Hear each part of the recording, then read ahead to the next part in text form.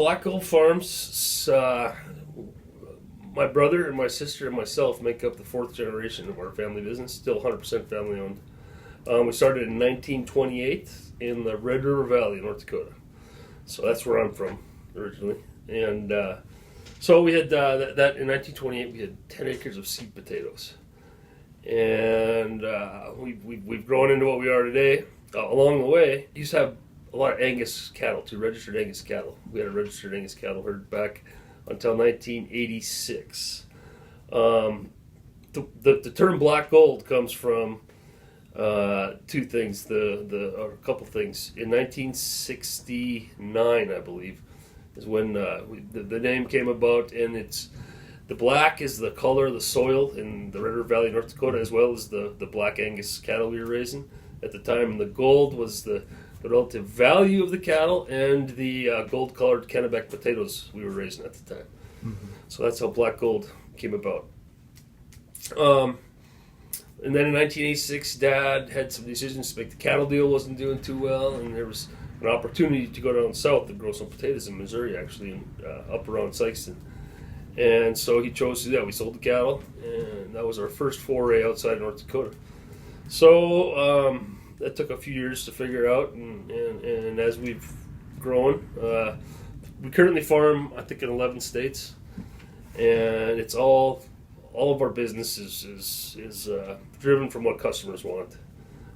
We try to take food miles out of the system by producing potatoes near factories or near people. Mm-hmm. So today we farm about 35,000 acres.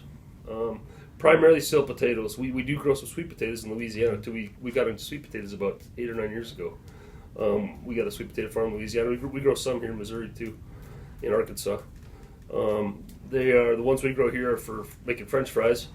The ones in Louisiana are primarily fresh sweet potatoes, meaning Walmart's our biggest customer. Walmart, Kroger, H-E-B down in Texas, things like that.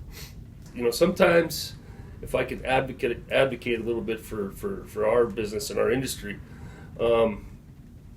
people view larger farms sometimes as corporate farms. And, you hear in the media about, some people look at our farm and think it's not a family farm. Well, I beg to differ.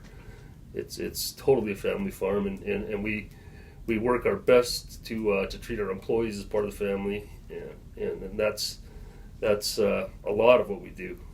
Is and like I said, I spend more time working on people stuff than I do farming. I love farming's the easy part.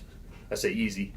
It's getting your hands in the dirt. I love that too, but keeping good people and keeping them challenged and keeping them directed is largely what I do. As the business grows, it's we've had to hire lots of people, good people.